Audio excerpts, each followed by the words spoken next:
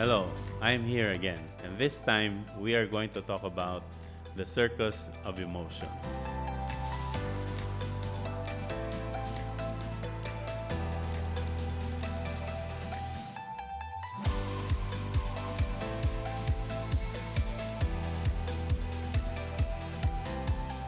So, guys, welcome back, and here we are again for another video explainer. And sa video explainer na to, we're going to talk about the circus of emotions. Nagsusulat kasi ako ng mga blog ko dun sa website sa www.passionforportraits.com.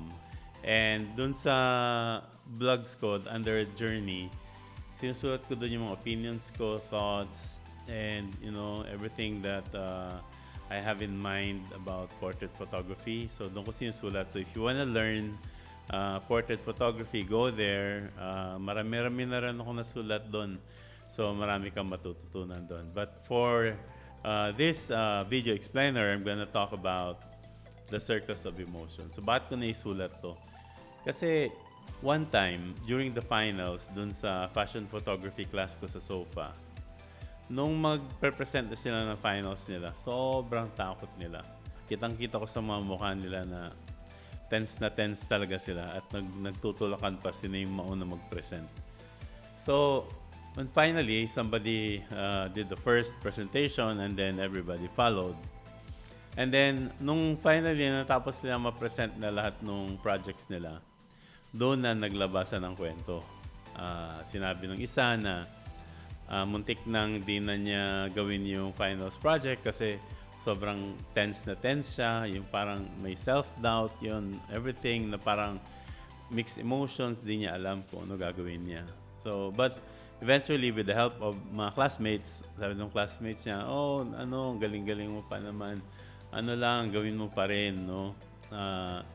Walang no expectation, no pressure, gawin mo pa rin. So, yun, eventually ginawa niya. And the rest of the others, may mga kwento din, very similar to that, na yun, yung pinagdaanan nila, na parang natatakot sila mag-present. So, yun, naglabasan na. Kasi naka-present na no? Happy na. The pressure was released already. Para sa akin naman, kung you're a creative kasi, you're really gonna go through this circus of emotions, no? Yung self-doubt, tapos yung confidence issue, ang dami mong tinatanong sa sarili mo kung meron ka ba talagang potential or pinipilit mo lang ba sarili mo or yun, basta mix of emotions. All of the pressure, are gonna come in. Tapos yun, dun nawawala yung confidence mo.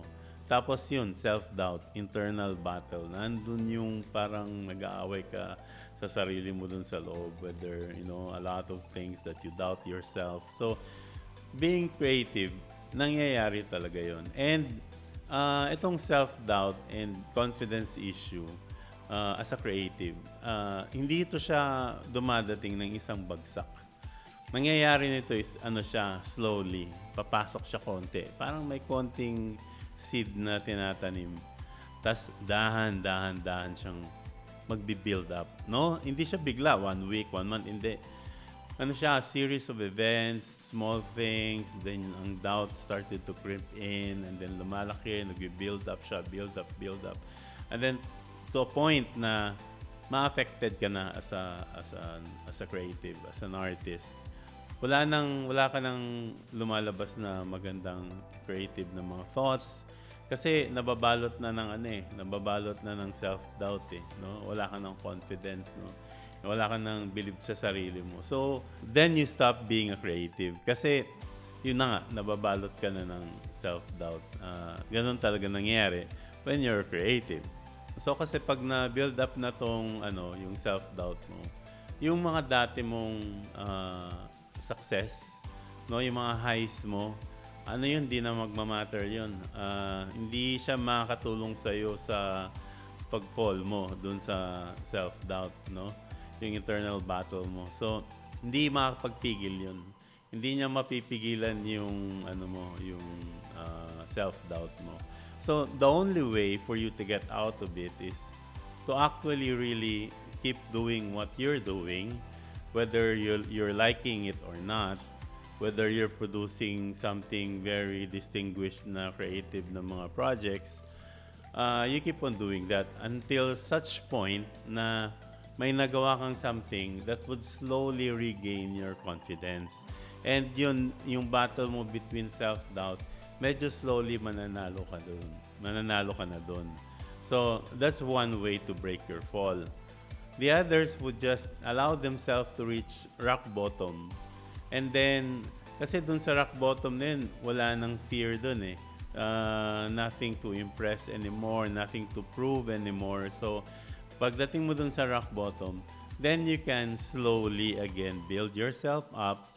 Kasi from the bottom, wala namang ibang papupuntahan yan, di ba? But go up. So, some would just let them allow themselves to fall, and then they just build themselves up pagdating nila sa rock bottom. But the problem is, merong iba na pagdating sa rock bottom, parang nagkakaroon na sila ng trauma na ayaw na nila ulit mag-build up kasi natatakot sila ulit na mabalot na naman sila ulit ng self-doubt, and eventually magiging vicious cycle na siya. So yun, kawawa naman yung mga ibang artist na ganun ang nangyayari, na natutrauma na sila, na ayaw na nilang gawin. Pero for me, as an artist, as a creative, self-doubt is really part of who we are, no?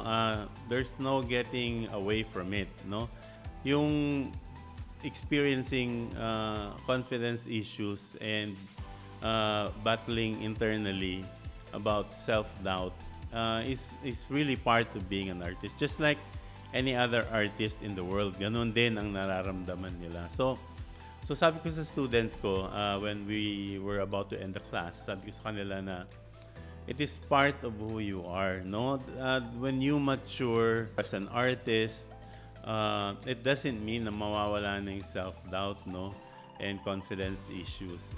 Hindi siya mawawala. Wala ka na magagawa doon. You just have to, learn to navigate in and out of it, and knowing when it's starting to build up, and you should be able to see the signs already, and then you will have to handle it. There's no way around it.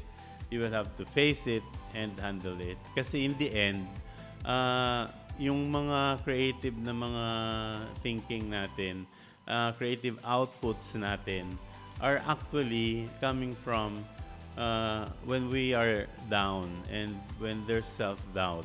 And at the same time, when we're in highs, when we are fully committed and the confidence level is so high. All those experiences, whether nasa baba ka or nasa taas ka, that's where creative and artistic na mga thoughts comes out. So, wag mong iwasan na dadaan ka through it, because it's going to be part of your creative process. That's where, yung mga imaginations would starts to come out, no? Yung mga artistic na mga imagination mo. So, wag mo siyang iwanan kasi everybody has to go through it. So, yun, sabi ko sa students ko, yun, di mo nga may iwasan yun, yung going through it, no? And in fact, what you should do is embrace it, because self-doubt and confidence issues is part of being an artist, and it's part of you as a whole, as an artist, and it becomes part of you. So, yun, sana dun sa mga photographers na experiencing yung mga self-doubts and, confidence issues, sana nakatulong to. And kung pwede nyo rin masabi dun sa mga ibang kasama nyo artists is going through this, share nyo yung video para may matutunan din sila. So, yun lang, share ko lang. Sana may natutunan kayo din sa video explainer ulit, and keep on shooting everyone, and see you next time. Bye!